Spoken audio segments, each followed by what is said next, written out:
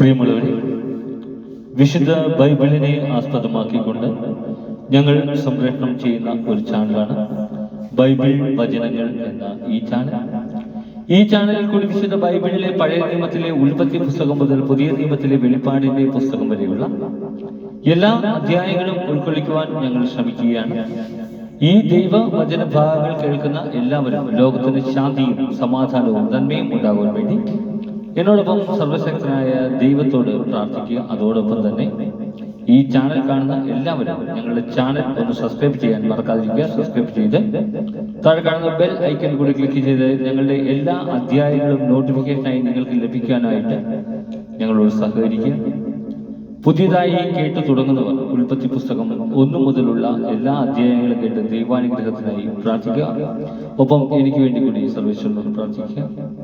എൻ്റെ പ്രാർത്ഥനയിൽ നിങ്ങളെയും ഞാൻ ഓർക്കുന്നതാണ്. അപ്പം എല്ലാവരുടെയും പ്രാർത്ഥന നിർഭരമായ സഹകരണം തുടർന്നും പ്രതീക്ഷയുണ്ട്.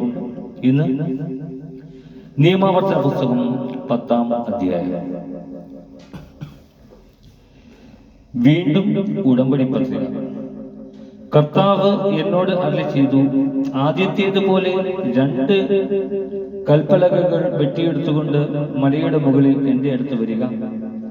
മരം കൊണ്ട് ഒരു പേടകവും ഉണ്ടാക്കുക. നീ ഉടച്ചു കളഞ്ഞ ആദ്യത്തെ പലകകളിൽ ഉണ്ടായിരുന്ന വാക്കുകൾ ഞാൻ അവയിൽ എഴുതും. നീ അവ ആ പേടകത്തിൽ വയ്ക്കണം.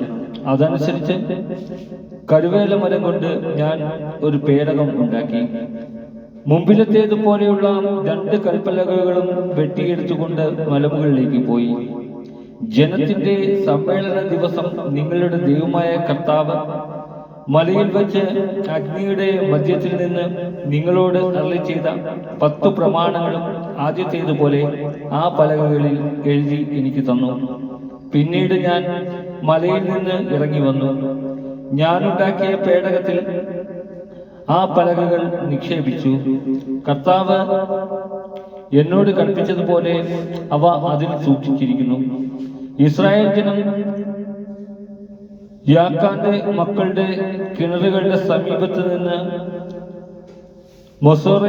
മൊസേറയിലേക്ക് യാത്ര ചെയ്തു. അവിടെ വെച്ച് അഹ്റോൻ മരിച്ചു. അവിടെ തന്നെ അവനെ സംസ്കരിക്കുകയും ചെയ്തു.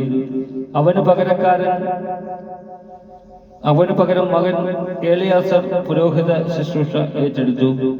അവിടെ നിന്ന് അവർ ഗുദ്ഗോദായിൽ നിന്ന് അരുവികളുടെ നാടായ യോത്ബാത്തായിലേക്കും യാത്ര ചെയ്തു. അക്കാലത്ത് കർത്താവിന്റെ ഉടമ്പടിയുടെ പേടകം വഹിക്കാനും അവിടുത്തെ സന്നിധിയിൽ അവിടത്തേക്ക് ശുശ്രൂഷ ചെയ്യുവാനും അവിടുത്തെ നാമത്തിൽ അനുഗ്രഹിക്കാനുമായി ലേവിയുടെ ഗോത്രത്തെ കർത്താവ് വേർതിരിച്ചു. ഇവയാണ് ഇന്നോളം അവരുടെ കടമകൾ. അതിനാൽ ലേവിയർക്ക് തങ്ങളുടെ സഹോദരന്മാരോടൊത്ത് ഒരു ഓഹരിയും അവകാശവും ഇല്ല. നിന്റെ ദൈവമായ കർത്താവ് അരുളി ചെയ്തതുപോലെ അവിടുന്നാണ് അവരുടെ അവകാശം. ആദ്യത്തേതുപോലെ 40 രാവും പകലും ഞാൻ മലയിൽ താമസിച്ചു. ആ പ്രാവശ്യവും കർത്താവ് എന്റെ പ്രാർത്ഥന കേട്ടു. അവിടുന്ന് നിങ്ങളെ നശിപ്പിക്കുകയില്ലെന്ന് തീരുമാനിച്ചു. കർത്താവ് എന്നോട് അരുളി ചെയ്തു, ഞാൻ അവർക്ക് കൊടുക്കാമെന്ന് അവരുടെ പിതാക്കന്മാരോട് ശപഥം ചെയ്തിട്ടുള്ള ദേശം അവർ പോയി കരസ്ഥമാക്കേണ്ടതിന് നീ എഴുന്നേറ്റ് അവരെ നയിക്കുക. അനുസരണം ആവശ്യപ്പെടുന്നു.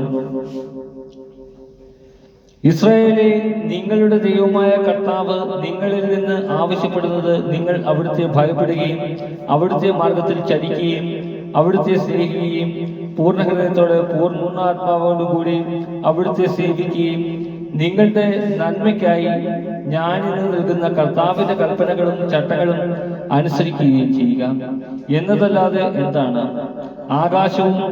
ആകാശങ്ങളുടെ ആകാശവും ഭൂമിയും അവയിലുള്ള സമസ്തവും നിന്റെ